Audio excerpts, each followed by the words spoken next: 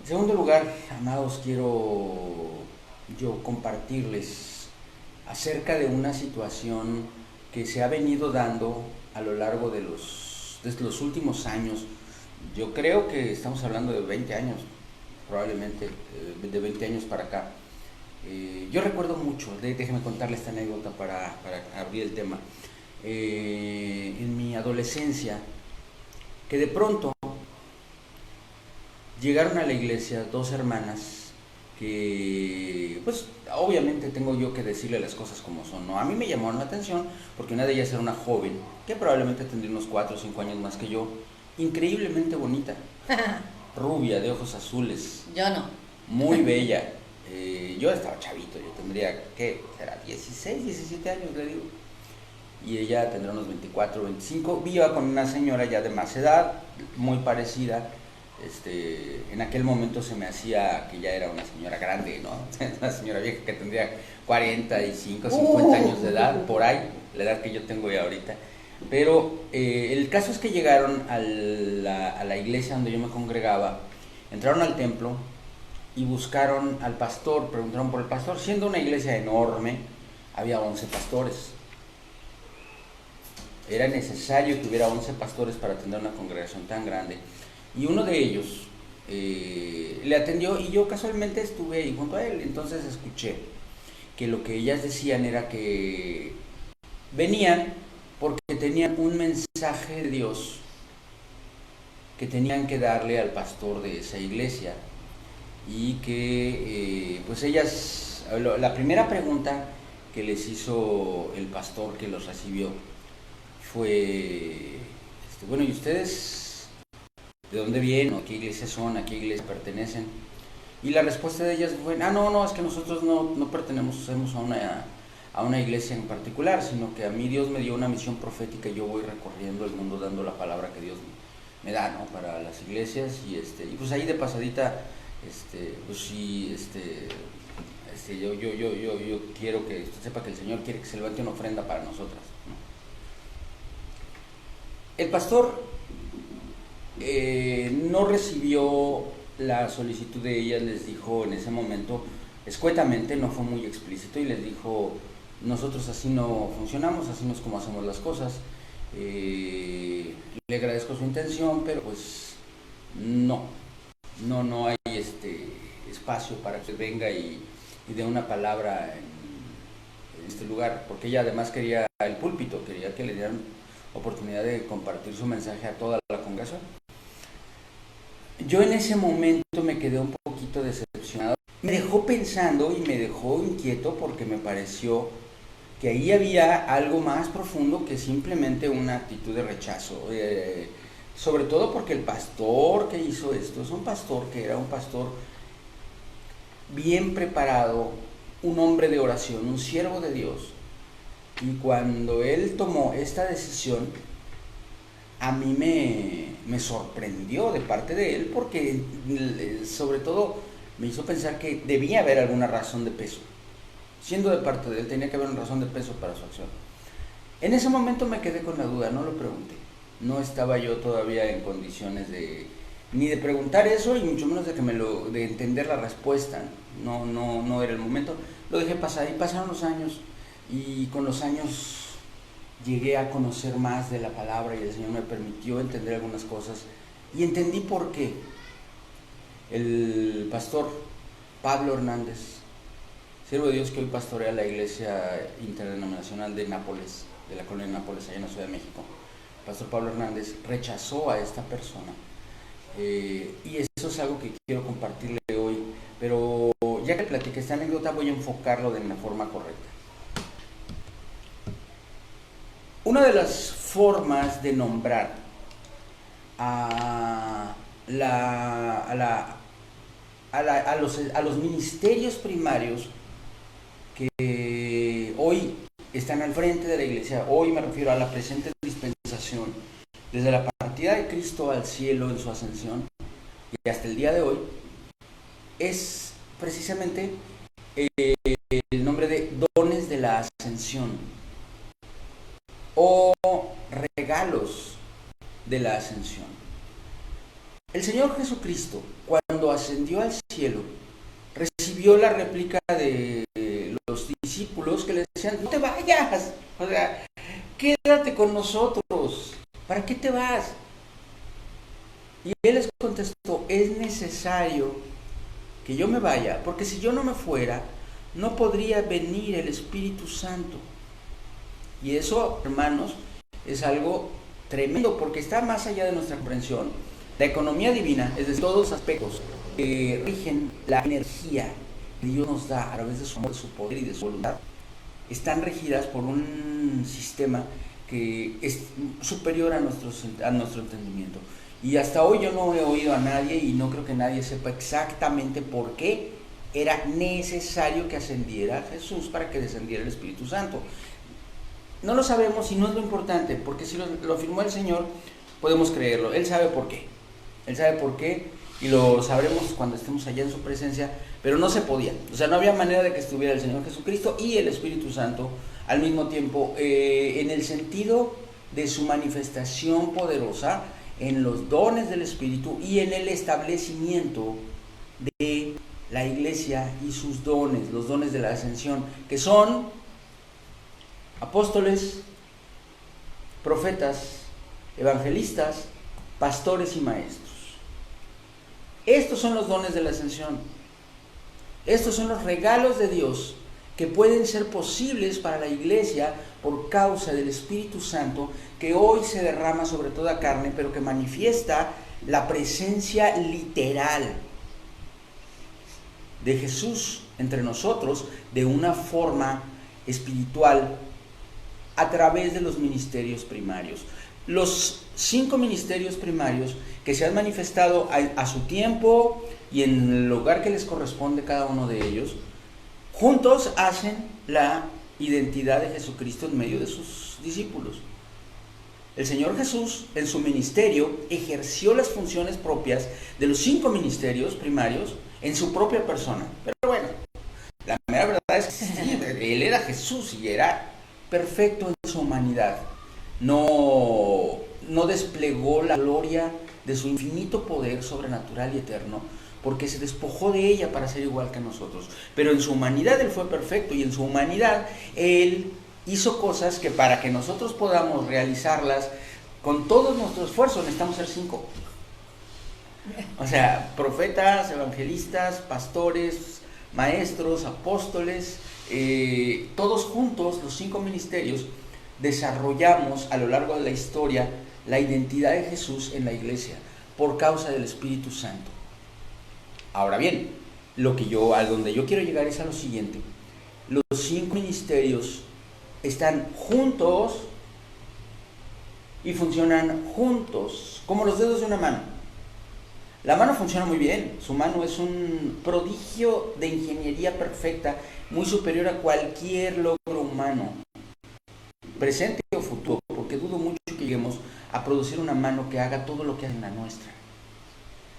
La tremenda que puede ejercer la precisión absoluta, la exquisitez de la expresión artística, la exquisitez de la ingeniería que puede llevar a cabo la mano humana, no la puede llevar una mano robótica por más que le hagamos. La ingeniería de nuestra mano es tremenda, pero para que funcione todo eso al 100% necesitan estar todos los dedos y la flexión de la mano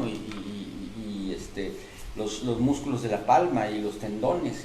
Es decir, es una unidad, no es algo por separado. Cada uno de nuestros dedos, la palma de nuestra mano, los tendones que manejan la mano y sus huesos no funcionan solos, tienen que estar todos juntos. Así es el diseño. Y de la misma manera, el diseño de Dios de los dones de la ascensión es un trabajo conjunto en el que los 5 ministerios se complementan y los 5 ministerios cumplen las funciones que les corresponden en el tiempo que les corresponde. En los últimos años, 20 o 30 años, les repito, yo vi el tiempo del nacimiento de esta clase de ideas. Han visto nacer una idea errónea, una idea ajena a las enseñanzas de la palabra de Dios, que dictan que la iglesia local, la congregación local, es la unidad básica de la iglesia universal, que es el cuerpo de Cristo. Y la iglesia local empieza en 2. Porque la palabra de Dios dice que donde 2 o 3 estén congregados en su nombre, ahí está Él en medio de ellos. No existe la iglesia individual, nadie es iglesia de manera individual, porque ni siquiera se establece el significado etimológico de la palabra iglesia, y quiere decir reunión congregada, reunión de gente que estaba fuera y que fue llamada para que entrara. La iglesia empieza en 2, es decir, no hay iglesia de alguien que rechaza la comunión con alguien.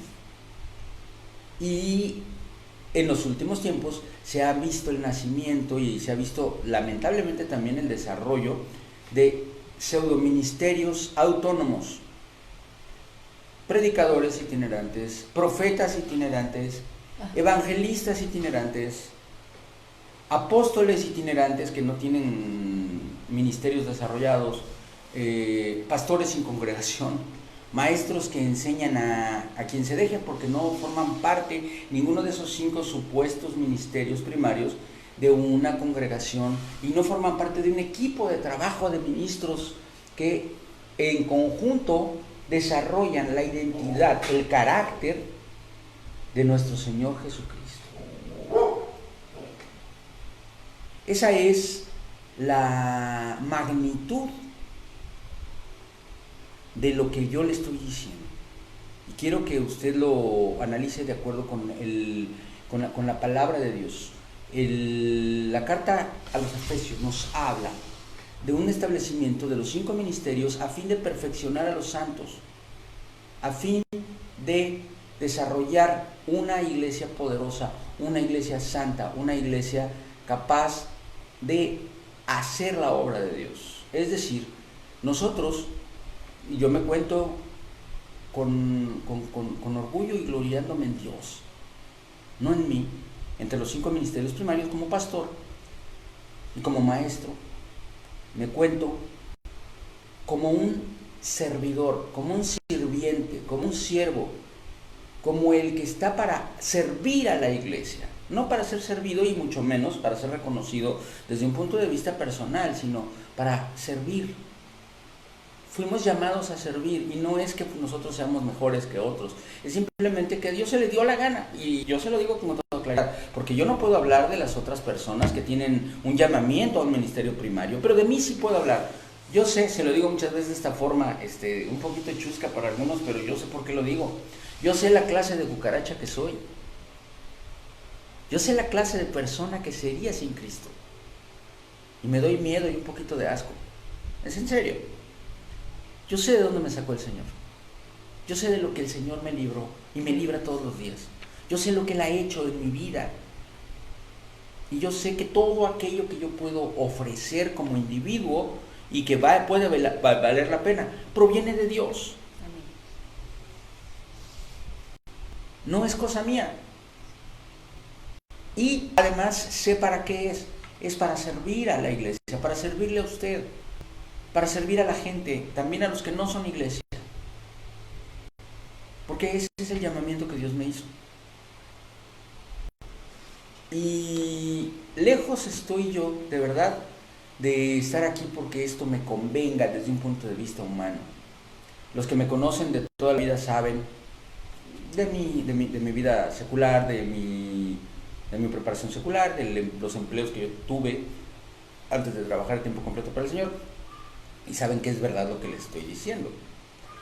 No estoy aquí por conveniencia, estoy aquí por amor a Dios, porque Él me llamó y porque el Señor me enseñó a amarle a usted, y es algo que ni siquiera me puedo explicar. Pero quiero llegar a una conclusión con todo esto. Amados hermanos, tengamos mucho cuidado de nuestras almas y tengamos mucho cuidado de la iglesia al entender que no existen ministerios autónomos que anden de aquí para allá desarrollando un trabajo de bendición a diferentes iglesias en diferentes coberturas, desarrollados por gente que no tienen a su vez a quien rendirle cuentas, no tienen a quien honrar como sus maestros, como sus pastores, sobre todo eso, como sus pastores. Yo tengo un pastor, yo tengo a mi pastor se llama Omar García, y es la persona que está encargada de cuidar mi alma, de guardar mis caminos, como dice la palabra de Dios, de estar pendiente de lo que yo como persona necesito. Por encima de nosotros, de toda la iglesia del Señor, se encuentra el apóstol Jesse Estrada. Él nos pastorea a todos en nuestro conjunto como ministros en todas las áreas, pero definitivamente ninguno de nosotros camina solo. Y ningún ministerio que es respaldado por Dios camina solo. Caminamos bajo la cobertura de Dios, y esa cobertura se manifiesta a través de autoridades delegadas, que son hombres escogidos por Dios para estar al frente de su iglesia, no ejerciendo autoridad propia, ni autoritarismo, ni mucho menos dominio, sino declarando la voluntad divina. Y esto es un trabajo que tiene como origen la oración, la búsqueda de Dios, el preguntarle al Señor cuál es su voluntad, para después nosotros a nuestra vez podérsela comunicar al pueblo. En el momento en el que cualquiera de nosotros, de los ministerios primarios, declaremos, expresemos o ejecutemos una labor o una palabra que no haya sido dirigida por Dios, estamos faltando a la esencia de nuestro llamamiento.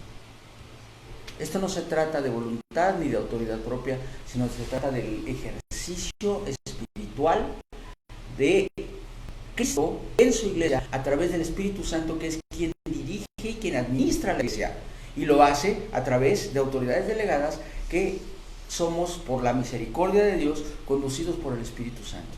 Amén.